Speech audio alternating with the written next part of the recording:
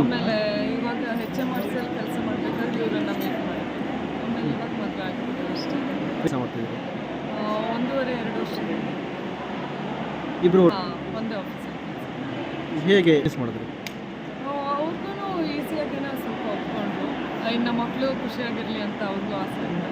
ಹಾಗಾಗಿ ಈಗ ತುಂಬ ಚೆನ್ನಾಗಿ ಅನ್ನಿಸ್ತಿದೆ. ಮನೆಯವರೆಲ್ಲರೂ ತುಂಬ ಖುಷಿಯಾಗಿ ಮಾಡಿಕೊಟ್ಟಿದ್ದಾರೆ.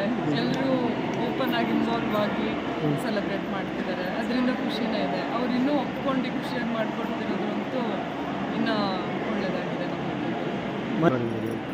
1 ವಾರ 2 ವಾರ ಟೈಮ್ ಹಿಡಿತು. ಆಮೇಲೆ ಖುಷಿಯಾಗಿ ಒಪ್ಕೊಂಡ್ರು. ಜೀವನ ಇಬ್ಬರು ಅಡ್ಜಸ್ಟ್ ಮಾಡಿಕೊಂಡು ಚೆನ್ನಾಗಿರ್ಬೇಕು ಅಂದ್ಕೊಂಡಿದ್ದೀವಿ. ಇಂಗ್ಲೆಂಡಲ್ಲಿ. ಅವಾಗ ಕರ್ಕೊಂಬರ್ತಿರ್ತೀರ ನಿಮ್ಮ ಪತಿ?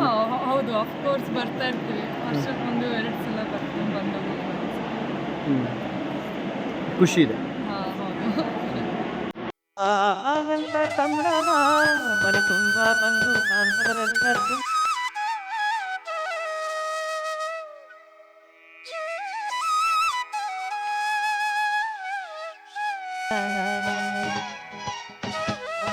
ಕಲ್ಯಾಣ ಎಂತಂಗ ಕೇಳಲ್ಲ ಹೀಗೆ